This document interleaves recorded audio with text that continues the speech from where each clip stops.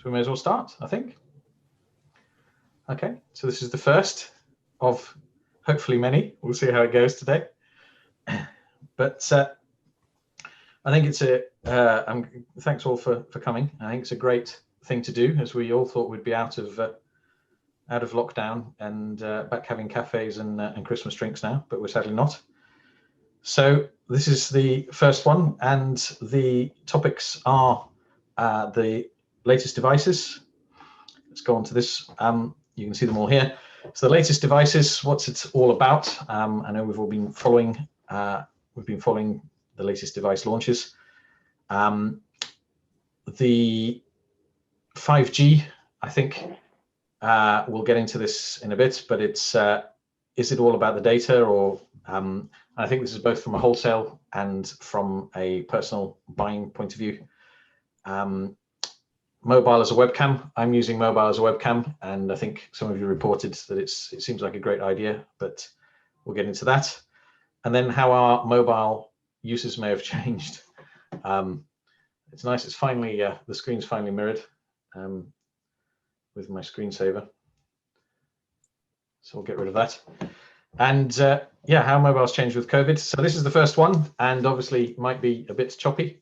So it's not being live streamed, but we'll get there eventually. So these are Zoom webinars. We should have hosts and panelists. This one we're doing a dry run.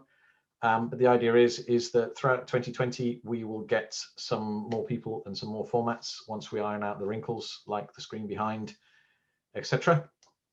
And I get an espresso on my desk is one of the last minute requests. And then some more formats and some more additions, and we'll carry that on as we go through 2021. So in terms of a timeline, we're trying to make this sort of a less formal event than some webinars. So we'll do a quick intro on each subject, try and keep it to a 30 to 40, 45-minute session on 2 to 4 subjects with 2 to 4 panelists. It may go over, may go under. It's not a hard rule. Yeah, we will at some point have a bit more location stuff. So I have, believe it or not, cameras with feeds pointing at different parts of the outside, which is already dark in the UK. And we will get clever at this and mix those things in. And Rob did a fantastic video, which sadly I haven't been able to include, but we'll get there. And so, yeah, I think without further ado, we should get on to the subjects.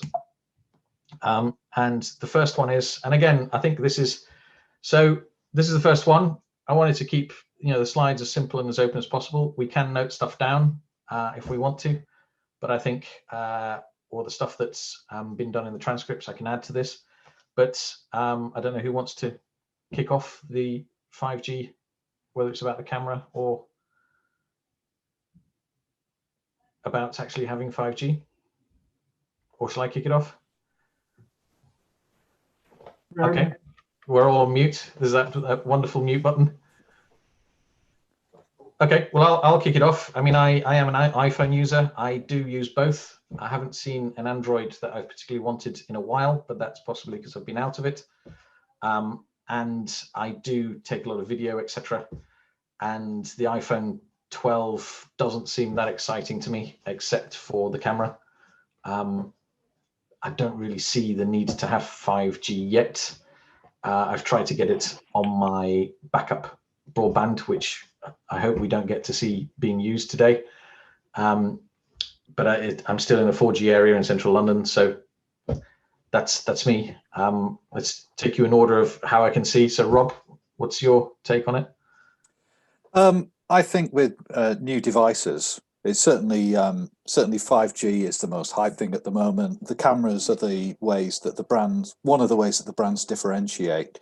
But for me, the more interesting things is the form factors and how it's moving away from that slab of glass, that tablet type thing or phablet type thing. Yeah, what I would really like, I'd really like something like the new Razr. I like having small stuff that doesn't leave a bulge in the line of my clothing, for obvious reasons. But yeah, I saw the initial mock-ups for the Razr, and it looked really, really exciting. And sadly, the execution of it hasn't been that great, in my opinion. 5G, yeah, not a lot of point having it at the moment in London, as you say. The coverage isn't there yet, but and also the applications that 5G would really support. Yeah, data, having very fast, very reliable data. Well, 4G is all right for that, for how I use it. But when we start getting things like VR applications and augmented reality applications in retail and stuff like that, I think that's that then brings forward the need for having better connectivity. And also, I'm quite a fan of Wi-Fi as well, where you can get that speed of connectivity if you're willing to give your details over. And Carl? Yeah, I'd agree with I think what Rob's just said, particularly in terms of the 5G. The 5G is patchy coverage. If you're in a city centre, then I suppose I get it. But with COVID, of course, and I know we're coming on to that, people aren't in city centres that often these days. So I'd split the market probably into two, and then I guess do a 2x2 matrix in my head, one being Android versus iPhone, and the other being enterprise versus consumer. If you look at consumer, agree with Christian, the upgrade onto iPhone 12 is what? It's about the camera, there's some other bits and pieces. I live in an Android environment, the rest of my family are in an iPhone environment, and why get the 12? Well, you might get it as a hand-me-down for the 11 for the kids and stuff, but no more than that in it. Particularly if you're going to be out of contract and then suddenly you're into another 50, 60, 70 quid a month, or SIM-free, best part of £1,000. So I don't see the value on the iPhone side. I also agree with the being in the Android world, I tend to buy and get phones now that my usage profile is such that I don't need a high-end Samsung. And I look at them, and I say this a little bit tongue-in-cheek, but Christian will probably back me up on this. I look at them as disposable. I look at them as, if I drop one and smash it, so what? I just go and buy another one for another couple of £100. So I tend to buy SIM-free. And I was at one point buying them every 6 to 12 months because I wanted a new feature. That now is not happening. I haven't had a new phone for probably since about February, and that's because it was a replacement for one I'd dropped effectively. So I don't see great reasons to buy it. I don't see 5G. So I'm not seeing there's no killer USP or killer app or killer whatever you want to call it that quite frankly drives me to buy a new piece of hardware. Obviously that will come, and I think we're getting into changing patterns of usage and stuff, and potentially as 5G rolls out. So 5G will be the killer, but we're a couple of years away in the UK. Now, if you're in Asia and certain other territories, then maybe that's different. But I think the US, Western Europe, etc. I don't see anything killer to get one. So upgrade, why upgrade is my point. So are you saying that now we're getting on to the other subject this evening, that habits changing, that since you've been locked down, you're not dropping a phone and breaking the screen every week? Basically, yes. Getting on and off trains and aeroplanes and stuff is obviously quite a dangerous occupation, or expensive, not dangerous, expensive occupation, but yes. Yeah, I've seen some Ofcom data recently, which shows, certainly in the UK, that people are keeping handsets for longer anyway. So yeah, I'm certainly doing that as well, Carl. So your and my experience are very, very similar. I've not had a new device for over a year now. I tend to buy mid-range cheaper devices anyway, because I think they give the most bang for buck, really. Yeah. And as you say, if it's a little bit plasticky, it's a little bit cheap. If I drop it, I don't really care. Yeah.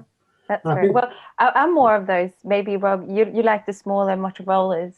I'm happy for the larger ones that actually do bulge out of my pockets. And I go for, and it's funny speaking about 5G, because me and my husband, we had this discussion when we were going to get new phones, both of us, and we wanted to get the Samsung S20, I think it was, and he definitely had to get the Ultra because he had 5G on it. And we had the discussion. It's like, why do you need 5G? What are you going to do on your phone that needs the 5G? He goes, But if I don't have 5G, I'm going to miss out. Like all these new features are going to come and I'm not going to be able to use them because I don't have the 5G. And I was like, what features? Like, what is going to come? And he was like, I don't know, but something is going to happen and I'm going to regret not buying it. So I didn't take it. He took it. You know, we've got 5G launched in Sweden, but I still don't see the reason. Maybe, you know, 5G home networks for gaming, fine. But for using your phone, not yet, not yet. So it's what they call FOMO, isn't it? The fear of missing out. 100%. That's why he paid those extra dollars to get a phone who's exactly like mine, but a lot more expensive. But there are a lot of, I mean, I've seen a lot of the hype coming saying how it's going to revolutionize healthcare, it's going to revolutionize all these different industries, when in fact it's just, I mean, it's nice in terms for standards and from building networks kind of a point of view. It's a lot simpler, 4G and 5G. But in terms of the consumer, it's a 5-lane motorway instead of a 4G that was a 4-lane, and 3G that's a 3-lane. And as we all know, if you're a Waze user, you know, the 5G, a 5-lane motorway can get just as blocked as any other. And you get this kind of circle, don't you? With 4G, it was fantastic until everybody had a 4G phone, and then it wasn't. And I think, yeah, I mean, so he will miss out on that moment when 5G does get rolled out, and you can, you can watch videos whilst tripping over the pavement slabs, walking down the streets. It is true, but I've got the same experience like Rob and Carl. Like I haven't changed my phone in ages before I upgraded now. Is because I didn't really see the reason. All the new devices came out. When eSIM came, obviously I had to get on the eSIM train because I'm a eSIM fanatic. But except for that, like the new cameras, yeah, they're slightly better, but I'm not a photographer. You know, they've got slightly different shapes or sizes, but, you know, it doesn't really make a big difference. When the first new smartphones came out, every new release had something really special, but I don't really see that anymore. No, agreed. And I think if you look at it from an enterprise point of view, I know we're focusing a lot on the consumer here, but from an enterprise point of view, I put this kind of stuff, unless it's in a contract with your service provider, that you will get so many new phones or whatever every year, or every period, particularly the bigger enterprises. It's discretionary spending, which goes along to me travel, training, and all of those others that in this current environment, you're trying to protect your cash, and the bottom line is one of the first things that will go. So, you know, as long as your apps and your enterprise environment works on that device, or whatever terminal it is that your employees have, why get them another? Let them put up with it for another year before things calm down. And I know I'm bleeding into the COVID and 5G here, but so why would you on the consumer side? Why would you on the enterprise side? And from a phone manufacturer at the moment, I'm feeling a little bit nervous because there needs to be a spark that'll drive it, and the fact that everybody like me has stopped dropping the phones isn't going to generate a lot of new business. It's true, though. Well, that is a subject in the next point, and I suppose we can jump to that fourth point, or should we go to the next one? We follow your lead. This is a dry run, and we don't have a Q&A. So I think we can go to the last one, can't we? I like jumping around. And the reason, what I actually put here is a slide that's been going around and recycled a lot. I put this in a 2015 workshop in one of the World Congresses, and it's since done the rounds again. And I think I got it from someone where it was doing the rounds before. But it's an interesting thing about saying, how you make a product. Does it solve a problem? Does it have a specific niche? And I was just wondering if this has changed, as we're saying with, obviously with COVID, our handsets should be lasting longer. I don't know, maybe, I don't know. I've seen also some stats of alcohol consumption at home. So maybe not, I don't know, if people are dropping them in the kitchen when they're going to do another top up. But one thing is clear. I know you mentioned before, Rob, Wi-Fi. People are going to be using their Wi-Fi a lot more. Yep. So probably start in reverse order now. Mia, what do you think people's habits have changed leading on from with COVID in terms of how they use their mobile? Absolutely, absolutely. Well, first of all, I think people realizing how important being connected is. Because if we weren't connected online now, it would be a lot harder for us. So I do think the mobile usage have changed.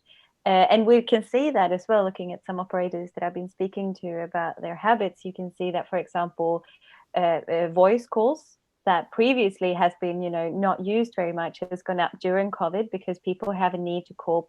Maybe they were elderly that they would meet otherwise face to face, and now they talk a lot more over voice.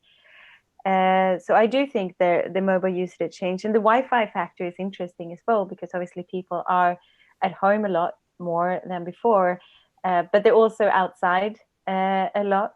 So it's definitely changed. And yeah, just the factor that people realize how maybe not addicted but dependent we are on the technology. I think that's going to be an eye-opener, something that's going to change even the industry after COVID has passed. Those screen time stats would be an interesting. I don't think many people have been sharing them. But no, and not your kids either. Your kids' screen times, you hid them deep, pretending no other parents will ever find them. and having, like prisoners, having a second and third device. They I found one of them with who'd resuscitated an old Android phone, but we won't go into that. So again, in reverse order, Carl, what do you? I think, of course, the I guess usage patterns have changed. I think, from my experience, and I guess I'll back this up with a Cisco conference that I was at, that a lot of it is going through Microsoft Teams, through WebEx and Zoom, obviously.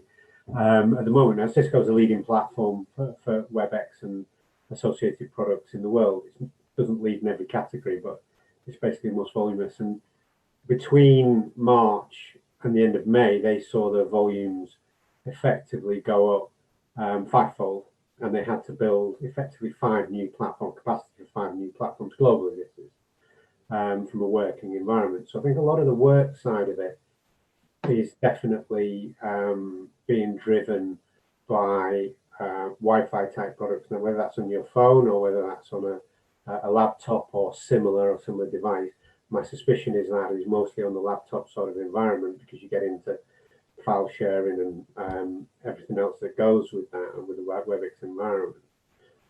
So there's a lot more of that going on. There's a lot more file sharing as well from that. I mean, that's one statistic from that conference. When you go onto the personal side, clearly everybody's using a lot more than they used to. Now, whether that's over Wi-Fi calling, which was never the most robust, let's be honest, in my experience across the piece, or whether that is actually just using good old over, VoIP type services, the standard VoIP services, then I think people are using that a lot more. But I think the video, again, bringing video into the equation, even on the personal side, we went through this cycle where video was great and everybody wanted to see each other, and we all had these Zoom calls and formed these groups. And then by August, everybody was fed up of seeing the sight of everybody, and voice was good again because I could stay in my dressing gown at 2 o'clock in the afternoon and nobody'd ever know. So we did see that video, Carl. yeah, I remember to switch the video off. So you do see that the volumes have clearly gone up. I think the usage patterns are still to find, in my view, it's still to find a level where everybody's comfortable with it. No matter who I'm talking to within the people that I know, I might be a voice-only call, or it might be a video call, or it might be a WhatsApp call. Since we're using WhatsApp an awful lot, and that's stayed there, a WhatsApp call with video. So yes, I think the habits have changed, but working from home, therefore, I don't see that going away. I see that impacting in terms of unified comms, particularly, where a lot of people wouldn't have had a unified comms solution, but you only have to look at some of the old stalwarts that you had to be in the office. such as the insurance companies in London, for example.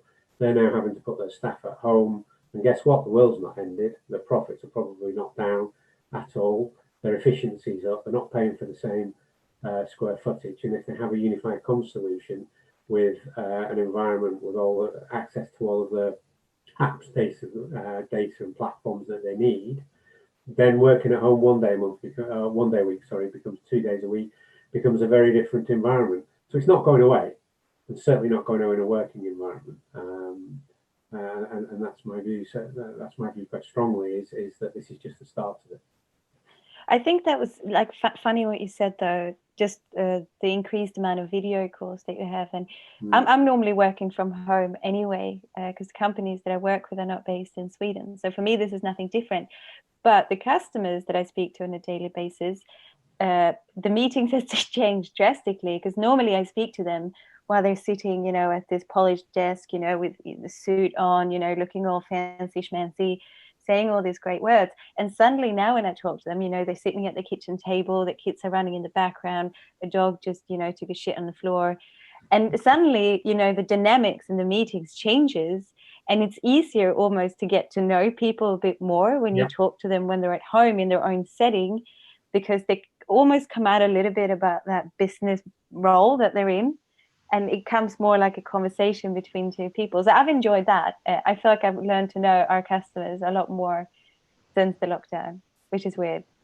I think I agree completely. And I think on that, it's quite healthy, because it just takes the stress off that, you know, previously you were putting a suit on or whatever, being business professional, to being a colleague and working from home. Like you, I've worked from home for the last 20 odd years, and that's the environment, because that's what's expected of the customer. Now that's not happening. It's such a refreshing environment. Something else that is refreshing is someone like me who's spent a ridiculous amount of time in meeting rooms doing pointless meetings, which could have been done as an email or something like that.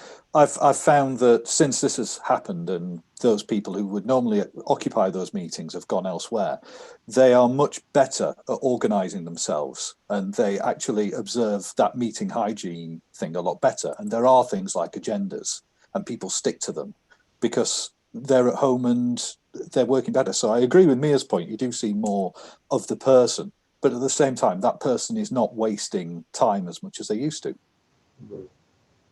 That's very true.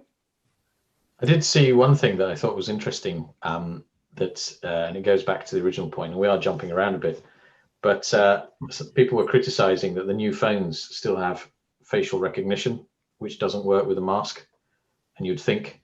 So it seems like our habits have changed and adapted. But do you think that the manufacturers and the products that have been offered in the market have changed?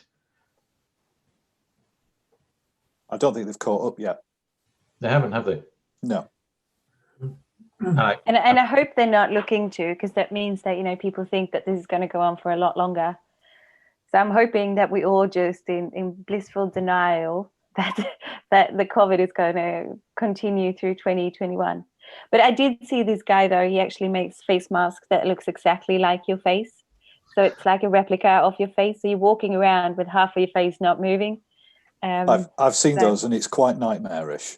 No, yeah, I was going to say, and it won't work anyway, because it uses the contour, unless it's like stuck to your face, which would be even worse. But it uses the contours of your face. Yeah, I dropped that idea. But if someone is interested. There's no good will ever come from that. Okay, so we're going to jump to ahead. Don't you love those? I'd forgotten about those slides that you got where you had multiple pop-ups. So your mobile is a webcam. I forced myself to use my mobile phone as a webcam, and I must say I do like it. I like it a lot. But I think I am going to echo what Rob said. It wasn't as easy as I thought. And I don't think the software has necessarily made it as easy, because what I'd like to have done, for example, now is log in on the phone and have that as a camera. And I say at this point, it was very easy on Android. Was it? Well, you see. But I mean, the app shouldn't be that fragmented, should it? Is it? Is there a difference, or are you just having a jibe at... Well, I've not got any Apple products because I won't have them in the house. But I used an application called DroidCam. I got it working on an ancient Huawei device that I've got, as well as my my mid-range Moto device, and it works very well. It's not really. I didn't really have anywhere that I could put the phone where it was a decent angle to do this, so I have reverted back to my usual kind of just built-in webcam to the laptop for this discussion. But yeah, I think the point is somewhat reduced for me of doing this, of having a really, really good camera, because I've got one of those faces that's good for radio.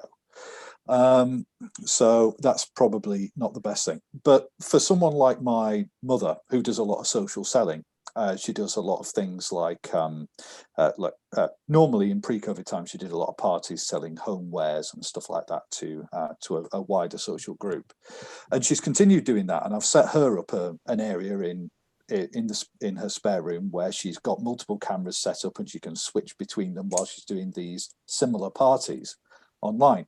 And the cameras she's got aren't great quality. So next time I get up there, which might be a while away given lockdowns, but next time I get up there, I'm going to suggest we get a couple of nicer cameras and put them on there, because she'll make real use of those.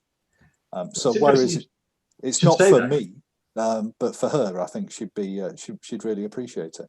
Well, I did try an old Android actually with DroidCam, and it was better than the free Irion cam that you can get on the iPhone.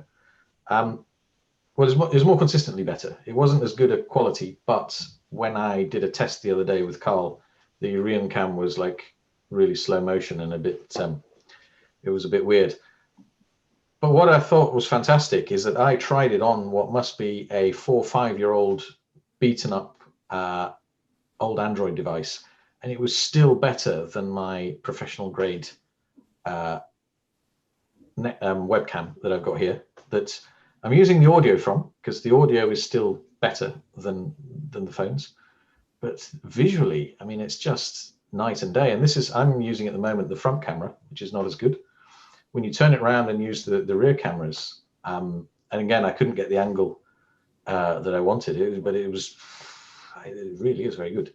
So Carl, I know you've definitely got your mobile. You've got a webcam on every phone in the house now, haven't you?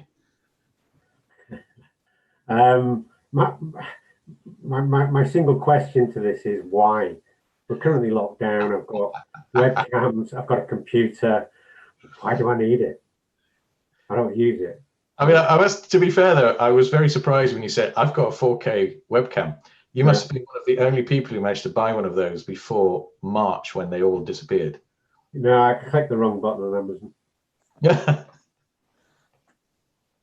Well, no, it's I think it's one of the first things I did actually when my flights got cancelled back out to Riyadh. Was thinking, we're going to be here a while. I better get some. What kit do I need? And I think came up with a webcam. And to be honest, the initial use of it was for the family to run around the social spaces and talk to their friends and do whatever they wanted to do. But yeah, I mean, I find I use that more and more. But I'm not having, I guess, conference calls or video calls or whatever you want to call it, collaboration calls outside of the home. I mean, lockdown's obviously a big factor in that, but we're not doing the traveling at the moment. So the question I have again is why? When it's a bit like phone upgrade, I'll do it when I have to, or there's a compelling reason to. Other than that, why? I think you're lucky that you had enough in the house, but I only worked out that there were no webcams in the world when I got bored of my daughters pinching my webcam and my webcams. And I said, right, I've had it. I'm going to go online and get myself the nicest 4K webcam, and I'm going to bolt it to my screen. And it's just like out of stock. Some chancer wanting $1,000, out of stock. Yeah. So for me, it's been brilliant because, I mean, it's just not up to the quality that I want. I don't know, Mia, you said you'd played around with? Yeah, well, I've got a MacBook, surprisingly enough, and I've had it for literally like 10 years. and it's still going really strong, but the camera on it is awful. So I've got a separate webcam that I use, because for me it's really important when I've got meetings that I can see who I'm talking to. If I'm presenting something, I can see their facial expressions, if they like it or not. So, and also because I work from home all day, so I need somehow to see other people. So I like the video calls because it makes it more personal. But I can't say I'm a fan when someone answers a video call from their phone, because it gets really shaky, and I can see that, you know, they're getting a bit bored of holding the phone, so they try to put it down somewhere and angle their face into it, and then it falls over, and then you see the roof for a bit. So it doesn't feel as professional as if someone's got like a perfectly set webcam. Yep. But that's my experience. But you could probably do it, like, obviously, Christian, you've set your one up lovely now, which, you know, doesn't move. There's an opportunity there for manufacturers of accessories, isn't there? You Yeah. know, to actually do that, do the cradles that hang from or just stick to the top of a monitor or something like that. But because getting the angle, It's got to be usable. Yeah, it's got. There's nothing worse than a. But that's you see, this is where you're going back to your razor, isn't it? Because you can just fold it open and Yeah. You see. Yeah, I'd love it. I've just not got the money to pay for it. Good. So, well, there's. I thought you were actually going to talk about the foldable screens when you went along that angle, but I don't think we'll go there. So, if we move on to the next one, 5G. Honestly, now I don't even look at how many minutes, messages, and megs are involved since 4G, and I don't. Yeah, I mean, I've never, and I don't see it changing for 5G. But maybe I'm just a bit weird. I don't know. So I don't know, Mia, do you want to start? Is it all about the data, or are there other things that people are looking for in 5G? I would say it's all about the data, but that's my personal opinion. Looking at, you know, no, I'm going to leave it there. It's all about the data from Sweden. Well, Yep. Having said that, I do want to add, it is all about the data, but I wouldn't want a data-only service, because and that's, you know, that's the different though, like, because I know from previous experience where we've been selling services, and we've been selling data-only services. It works for travelers, for example, and with eSIM, it opens up new opportunities, because you can have a data eSIM and you can have, you know, a voice actual SIM that works really well together. So in that sense, yes, it could work, but people still need a number. Like, there's so many functions in society where you required a number, and you can't just give out your WhatsApp or your Facebook chat or wherever it is. So it's absolutely, but, you know, data is literally the main cause for sure. Okay, Carl, are you you've been data only for years. I think yeah, it is all about the data. I mean, again, I'd split this into the consumer side, which is probably a little bit more simple to answer than the enterprise side at the moment. I mean, 5G is going to drive what? It's going to drive gaming and consumer applications broader than what consumers currently interactive, such as medical, getting into IoT and stuff, and that's where low latency, I guess, comes in, and then specific uptimes, and that's going to be driven by the enterprise side. And I think the issue about the enterprise side at the moment is they don't know, and building it and they will come on 5G doesn't work. It's all well and good building integrated networks that are backward compatible with 4G and 3G. That's one thing. But that's complex, and that involves expense, and that involves putting a lot of kit in to reduce, like I say, reduce latency particularly, and that's expensive. And at what level do you reduce that latency to? So there are definitely ecosystems and verticals that the networks need to be working with to drive the application, to drive the revenue streams, to make sure what they're producing is fit for purpose. And you'll come out with a lot of different applications from a medical point of view, as I said before, and a lot of IoT devices, and then augmented and virtual reality, as Rob was talking about before. The issue with that will all then impinge on the and drive the consumer data, but it's about connectivity, faster connectivity, consumer and the month. But it's all going to get driven, and the average usage will go through the roof because of what enterprise will be delivering, of which part of that, which will be for the consumer sector. But the rest, but most of it, to be fair, will be B2B, like manufacturing and other such verticals such as that. So data, or no? All data. All data. Rob, what's your? I think it is all data, but it's data with a caveat because it's secure data. I think that's going to be one of the main drivers of 5G adoption. Sorry, certainly in the B2B world. It's Wi-Fi for kind of like fast data speeds is great, and people spend an awful lot of money on access points and such like to make sure that that their production spaces are fully networked up. If they can move over to 5G, and there's other things which will probably be topics at another time, such as O-RAN and things like that, which will which also bring up kind of like interesting opportunities for this. But it's security, I think, that is a primary concern for many people. In the consumer space, I've heard of people, who's happily working away, thinking their laptops are getting a little bit hot because they're using the coffee shop Wi-Fi, and they find that their computing power has been used to mine bitcoins and stuff like that. If they're lucky. If they're lucky, yeah, or their data's been intercepted in some way. I think if you've got a contract with the provider and you've got 5G data and it's secure and it's your connection and you trust that provider, that's a major selling point, and it's the kind of thing that would change your behavior as a consumer, so that you're not kind of like scanning for Wi-Fi anymore, and you are able to use your 5G for watching videos and the kind of applications that again, going back to Ofcom data, I have to read a lot of Ofcom data, so some of it actually lodges. But the Wi-Fi has just been increasing in popularity with users over the past 5-6 years. So if any application uses a lot of data, Wi-Fi is the preferred way to access it, and that's what I think 5G has got to. That's the habit that 5G has got to break in users.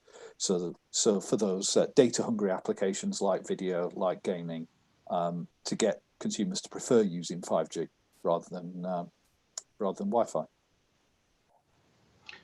Good.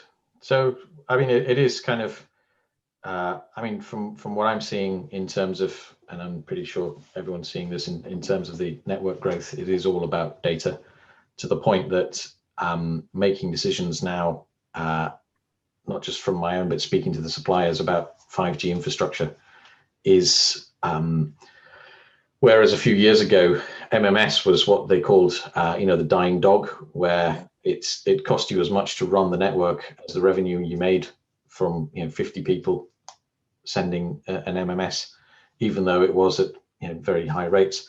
And voice is almost getting there now, because it's falling off, and obviously things have changed as we are now. But I think what is clear is that you can't. I mean, I just don't see the use of a data-only service yet. Maybe none of us are in that. None of us are in that category. Well, skinning a voice service that is a data voice is a packet switch service to look like and behave like the experience that customers are used to. There are numerous ways that can be done even now. Yeah, but you do want that number, don't you? You need to be able to, even to register for this Yeah seminar. Yeah, and I also think just looking at the plans that the operators have globally, seeing a plan that doesn't have unlimited voice and text is not very common, because the operators know they can give you as much voice and text as you want, but it's not going to be used. So for them to use that as a carrot to say, look, this awesome 2 GB data plan, but it's got unlimited voice, it's like, thanks. And then you use it to maybe call your nan once a month and maybe order a pizza. They've all got they're all doing video now, aren't they? It's good. So I think if we do try and do a wrap up of the so what of each one of those, starting with, should we do this one in order just for a change? So the mobile devices, I think what is interesting there is, and I've been seeing this for a while, and kind of seen this with, if you look at kind of in the mid-range, I mean, there's very little to make you want to have a top-end phone anymore. And I think the only 2 things left there really that they're trying to dangle in front of you is either 5G, because you'll be missing out, or a camera that will do things that probably not everybody wants. But yeah, I am following as well. I don't know if you've seen the launch of Apple Silicon now. Obviously, Rob, you won't have necessarily been following it. I don't know, but I'm aware of it. I just wouldn't buy it.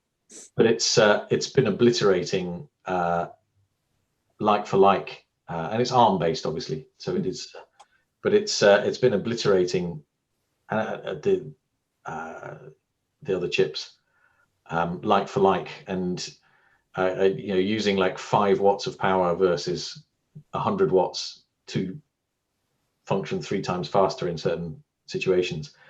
And it almost makes, I mean, seeing mobile phones now makes me feel like that. I mean, you just look at these, I mean, Motorola started it with their, I think it was the Moto G was the first one.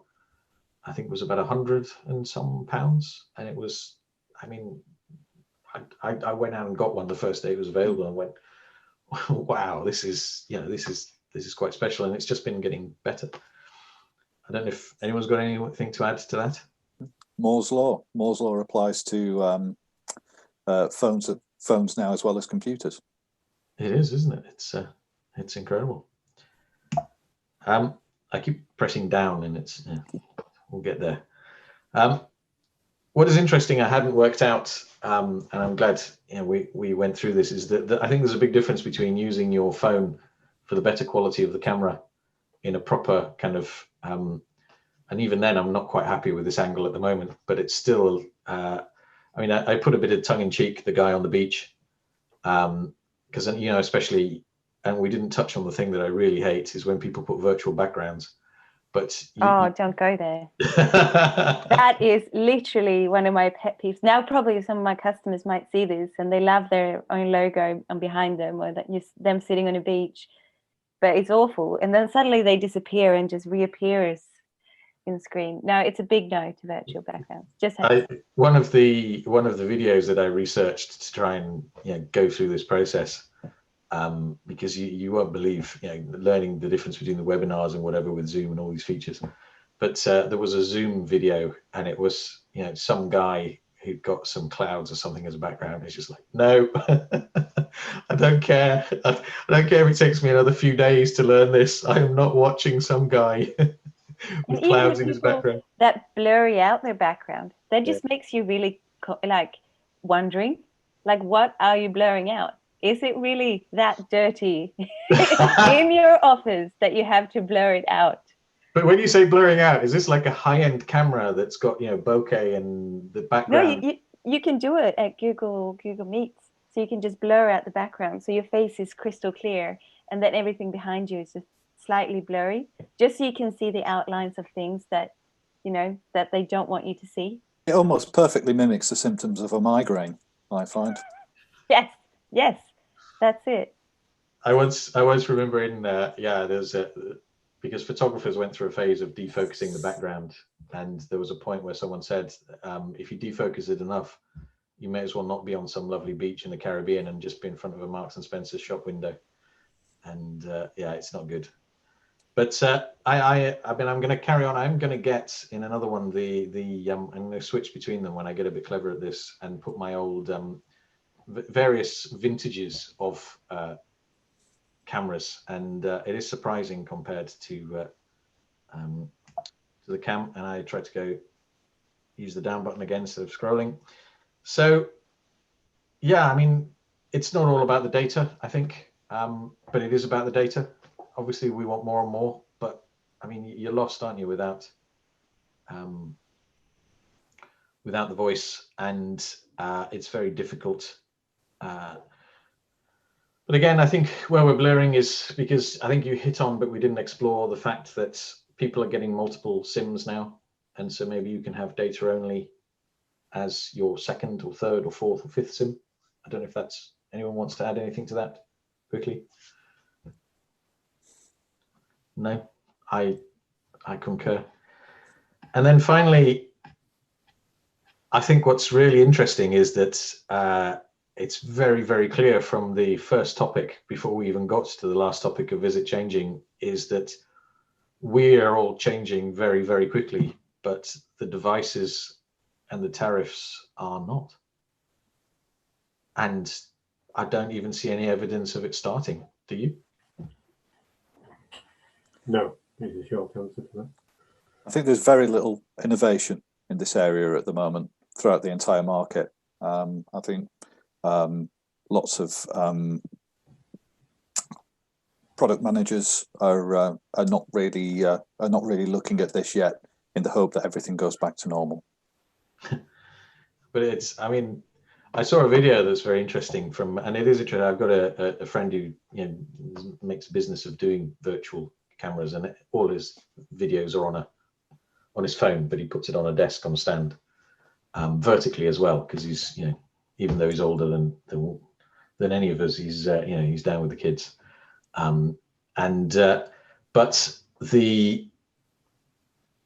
mean, it is just well, we are kind of running out of time, but it is shocking how we don't even have I mean, there's not even you'd expect by now there'd be a device that you can stick in the bottom of your camera to be able to do touch again. There's nothing, is there? There's not even the third parties getting involved. LG did something a few years ago, but it didn't sell particularly well in their modular phone. But modular is interesting. They're bringing it together in cameras now, and I don't know if you've seen the Insta have done like a GoPro that's a 360 and it's all modular, and then they've brought out a newer one that isn't, and it's get the consumer to define their own product. Yeah. Super way of doing things. And I saw, just to end on this, I saw, Christian, that you cancelled the webinar that was going to be over Christmas. But if you decide that it would be good to have a webinar over Christmas, you should check out this guy speaking about changes of habits during COVID. He's created a Christmas party webinar setup, so people can call in. You get virtual hats. you do like challenges. You do sing-alongs. So people actually do this now for their work Christmas parties, where everyone goes together, have a few drinks, and do challenges of all sorts. But the whole team on the screen is supposed to do a heart. It's a bit strange, but funny. So that could be an idea for a Christmas special. It could. I thought it was amusing when I purely by coincidence we got not only Christmas Eve but New Year's Eve. But I'm very much of the opinion that those 2 evenings are one for quiet celebration with your family, reflection, and not getting on a call. But who knows? We can maybe we can do a mix together. Everybody can do a sort of a selfie, and we'll mix it together into one. But no, I can't. I can think so there are elements that we're trying to get around here in terms of, the reason I wanted to put this together is it's kind of, I want it to be like the coffee that we used to have. And I really miss, having coffees and beers with colleagues that I want to have coffees and beers with. But I can tell you there is one thing that I will not miss about this new time that we're in, and that's Christmas parties. I mean, no, there's. You don't miss the Christmas parties. No. What? So what I used to love doing is in the good old days is going to other people's Christmas parties where you could see the dysfunctional breakdown by alcohol. That's exactly what I mean. I don't know if you guys been at the wrong Christmas parties, but I'm just going to leave it at that. I like watching the dysfunctional breakdown from the inside. That's what I like. Yes. Exactly. Well, you see, that's it's bad enough seeing your own dysfunctional families break up from the inside, I think. But yeah, I mean the photocopier just does not need. No, don't go there. It does not need Christmas parties any more than I do. So on that bar, I'm not going to ask any questions about you guys' Christmas parties. Let's just leave it at that. Yeah, that's a good cliffhanger for the next episode. Okay. Well, thanks all. I think that's. I'm glad we started this, and I think we will. I look forward to putting more things into it, and yeah, I'll think about the Christmas Eve and New Year's Eve one. Okay. Thanks all. Guys. Thank you. Thank you very much. Thank you, guys. Bye. Bye.